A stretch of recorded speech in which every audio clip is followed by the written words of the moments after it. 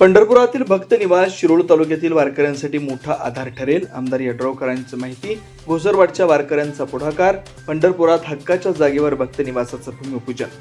शिरोळ तालुक्याला संत परंपरा आणि वारकरी संप्रदायाची समृद्ध परंपरा लाभली आहे. गावागावातून भजन, कीर्तन, दिंडी आणि वारीची परंपरा आजही श्रद्धेनं जपली जाते.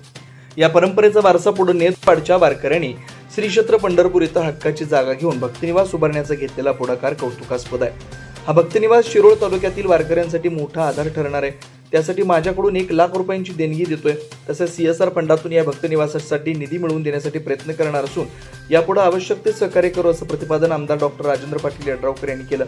घोसरवाड तालुका शिरोळ येथील विठ्ठल रखुमाई सहज सेवा ट्रस्टच्या माध्यमातून पंढरपूर इथं 3 गुंठे क्षेत्रावर उभारण्यात येणाऱ्या भक्तनिवासाचा भूमिपूजन सोहळा सोमवारी उत्साहात पार पडला. या प्रसंगी आमदार यड्रावकर बोलत होते. आषाढी पायी दिंडी सोहळ्याचं यंदा 26वे वर्ष आहे. घोसरवाडच्या वारकरी संप्रदायानं प्रथमच पंढरपूर इथं स्वतःच्या हक्काची जागा घेऊन भक्तनिवास उभारण्याचा उपक्रम हाती घेतलाय. यावेळी सांगोला विधानसभा मतदारसंघाचे आमदार डॉक्टर बाबासू देशमुख यांनीही भक्तनिवासासाठी आवश्यक ते सहकार्य करण्याचं आश्वासन दिलं. पंढरपूर नगरपालिकेच्या नगराध्यक्षा प्रणिती भालके यांनीही या उपक्रमाचं स्वागत करून आवश्यक सहकार्य करण्याची ग्वाही दिली.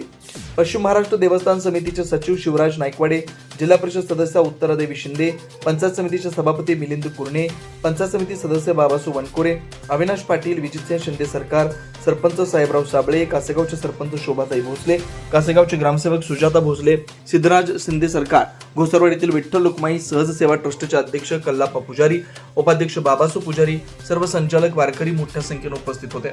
शिवार न्यूजसाठी बाळासू कोकणे.